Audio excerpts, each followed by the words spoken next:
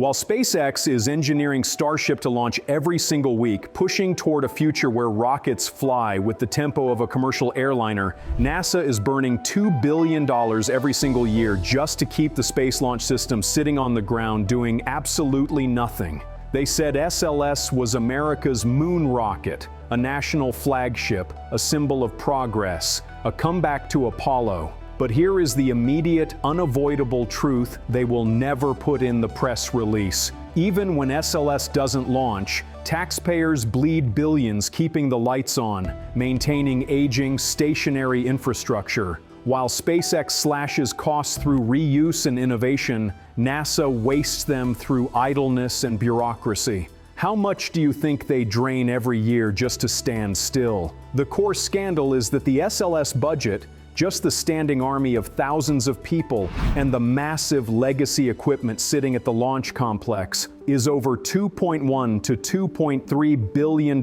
per year. This is the cost for the rocket to simply exist between launches. Meanwhile, SpaceX operates its Falcon 9 launch pads at a fraction of that colossal debt expense, generating billions in revenue and cutting launch costs down to tens of millions. NASA's own Inspector General, not a critic, not a journalist, reported that SLS infrastructure maintenance alone costs nearly $2 billion annually, even during years with zero launches. This system was engineered to maximize jobs and protect old contracts, not to maximize launches. While they wasted billions, SpaceX automates, streamlines, and reuses hardware. Now let's look at the timeline. NASA's old space methods claim a year-long turnaround for SLS is unavoidable, but they never tell you why it actually takes that long. The technical work, the actual assembly, integration, and testing of the hardware is not the bottleneck. The crushing truth is that the vast majority of that year is spent on bureaucracy, layers of reviews, stacks of sign-offs, endless coordination meetings, and paper trails so long they strangle the program to a crawl. Insider documents show that SLS requires over 20,000 individual ground support operations before each launch attempt. SpaceX needs a tiny fraction of that because it designs its workflow for fast iteration and rapid pad reset cycles. The rocket that is supposed to represent American power spends most of its life sitting idle because someone, somewhere, needs another signature, another certification cycle, or another meeting. This is not a technical delay. This is a governance disaster. The institutional failure starts with the fuel itself. They ignored the warnings. SLS is chained to liquid hydrogen, one of the most technically demanding, expensive, and finicky fuels ever used in rocketry. Hydrogen leaks through microscopic gaps. It must be conditioned at temperatures near absolute zero. It embrittles metal and evaporates constantly. It requires days of careful handling and thousands of manual checks. Hydrogen punishes anyone who isn't perfect. Meanwhile, Starship is built around methane, a fuel that is everything hydrogen wishes it could be: stable, scalable, predictable, easy to store, easy to produce, and orders of magnitude simpler to handle. You don't need massive cryogenic farms built like nuclear reactors. You don't need years of planning to create a supply chain. NASA knew hydrogen leaks were endemic since the shuttle days. They carried that problem, that liability, right into the Artemis program. The ground systems leak constantly, forcing teams of engineers to manually adjust seals and hoses that are decades behind SpaceX's streamlined high-pressure methane and LOX systems. If just one engineer's early recommendation to redesign the antiquated fueling system had been approved, billions could have been saved, and the constant launch delays avoided. But they refused. They protected legacy contracts, not progress. During one wet dress rehearsal, technicians were seconds away from discovering a major leak that would have completely scrubbed the mission.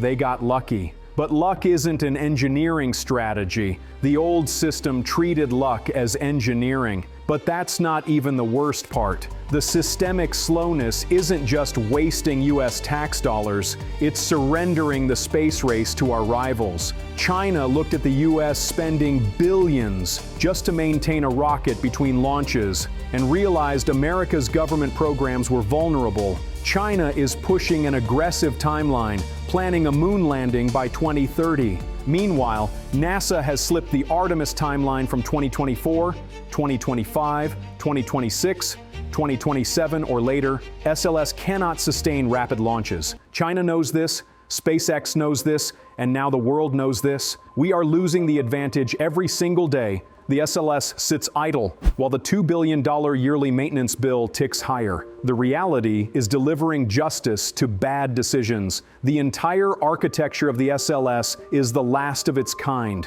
It is a monument. Starship, by contrast, is an industrial revolution, a machine built for rapid, relentless operation. The US space strategy will eventually be forced to shift entirely around the reality of Starship's capability. When Starship becomes fully operational and launches with a factory rhythm, it won't just match SLS once, it will match SLS again and again and again.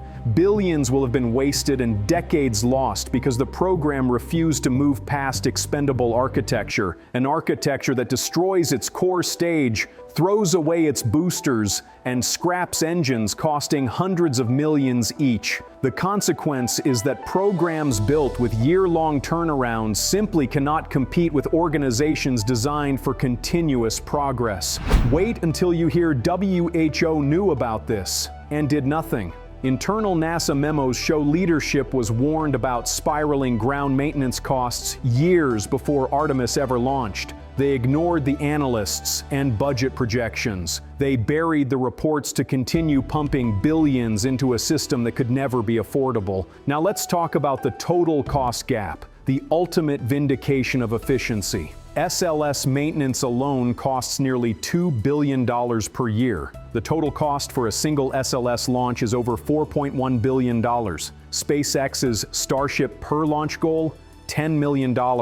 That is a 410x difference. NASA is spending more on just maintaining its stationary SLS infrastructure between missions than SpaceX spent developing the entire Falcon 9 program. Your tax dollars paid for this. The launch cap for SLS is one mission every year or two. This is not because NASA doesn't want to launch more, but because the system cannot physically support it. A rocket is only as scalable as its fuel and production lines. The solid rocket boosters, the giant segments strapped to the side of SLS, take months to prepare, cast, cure, and inspect. You cannot accelerate the process. You don't simply build another SRB. You wait and wait and wait. Starship, by comparison, is mass producible. The Star Factory builds boosters like cars on a line, and the methane and oxygen fuel can be produced, stored, and delivered at scale using existing industrial technology.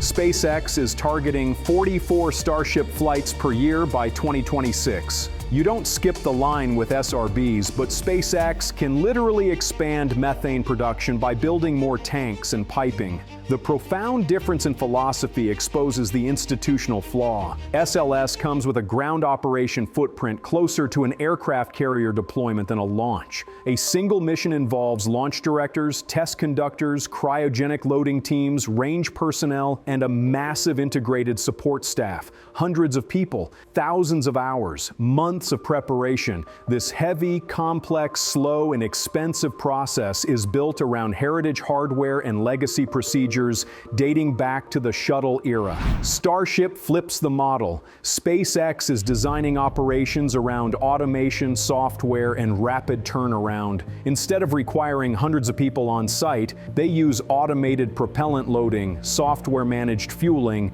and digital health monitoring. SpaceX wants its launch pad to act like a launch factory, not a ceremonial site. The media won't tell you this. NASA leadership knew the SLS ground systems were too expensive to sustain. They kept this out of public briefings and softened the language in congressional testimony. They actively hid the true cost of Artemis ground operations because admitting the truth would expose the entire program's financial absurdity. Engineers begged for streamlined review processes, asking for redundant sign-offs to be removed. They warned that the year-long cadence would cripple long-term operations. They were ignored. They were silenced by the very hierarchy slowing everything down. The solution was sitting ignored right there, on desks in reports, and was dismissed because changing the entrenched process was seen as too disruptive. For decades, NASA built missions around scarcity, rare launches, huge costs, slow schedules, one shot at success. But if NASA could tap into Starship's high-cadence system,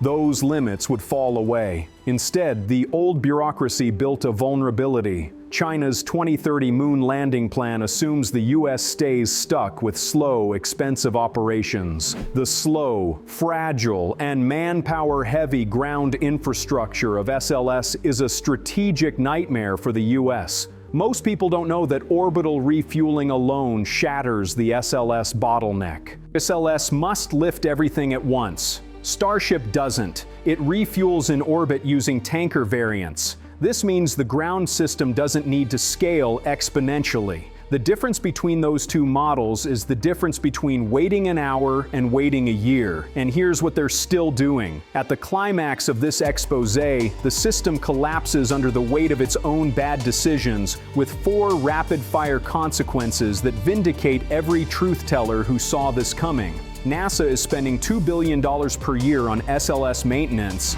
but Starship's potential annual cost for 52 launches per year, a launch every week, is only $520 million to $1.04 billion, even accounting for its higher current annual budget. SLS costs billions whether it launches or not. Starship costs money because it flies. SLS is built for maybe one launch every year or two. Starship is built for one launch a week. SpaceX will reach weekly launches before NASA can launch SLS twice. This gap grows every day. SLS is what happens when a rocket is designed by committees. It is built around a fuel that requires perfect infrastructure. Starship is what happens when a rocket is designed by engineers. It is built around a fuel that the world already produces at massive scale. Hydrogen limits, methane scales. Right now, as you watch this, NASA is still paying the $2 billion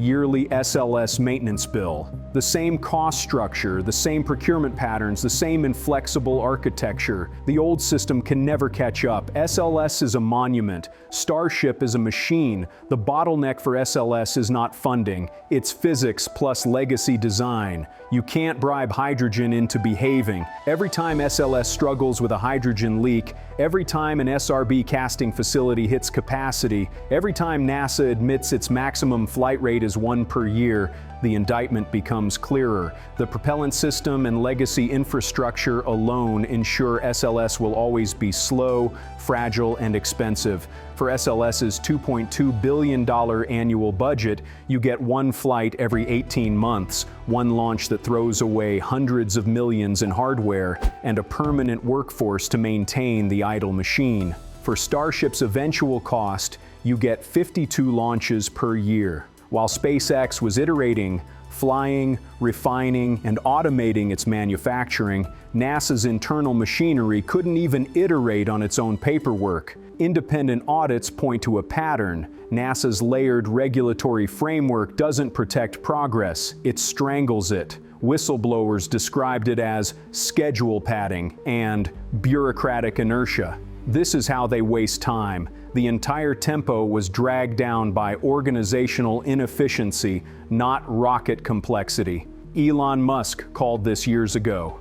The key difference that will ultimately cancel SLS is reusability. SLS is an expendable system that has no choice but to lift every kilogram of propellant and payload from Earth for every mission. Starship, because it is fully reusable and designed for orbital refueling, means the ground system doesn't need to scale exponentially. More reuse means less raw production demand, and a system that eventually becomes as routine as fueling an airliner. SLS is designed for a handful of massive symbolic deep space missions. Starship is an operational vehicle built for lunar cargo, Mars crew, and ongoing iteration. The old system doesn't fail because it lacks talent. It fails because it's buried under its own weight. Every single drop of hydrogen NASA uses needs complex infrastructure that takes years to build, decades to maintain, and millions of dollars to operate.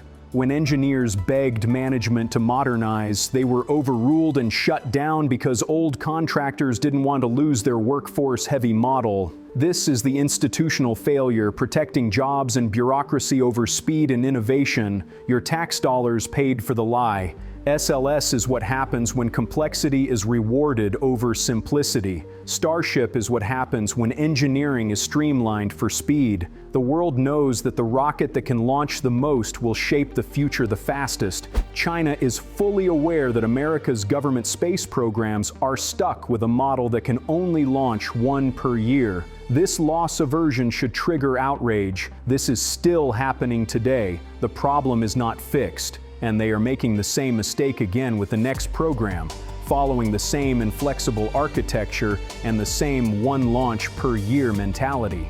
Justice is delivered by reality itself. Starship is not just cheaper, faster, or more scalable. Starship is the model that makes the old model impossible to defend. When Starship flies weekly missions while SLS waits for another set of boosters to finish curing, people will look back and realize the real race wasn't about thrust, payload, or even cost. It was about propellant, scalability, and the system. Finally, the truth comes out. SpaceX made the right choice, but the threat remains active. The waste continues, the contractors are still billing billions, and your tax dollars are still paying for the old model. Bureaucracy cannot outrun iteration. Paperwork cannot outrun innovation. And until the government system is reformed, America will watch private innovation win while institutional failure burns billions maintaining a dead-end rocket.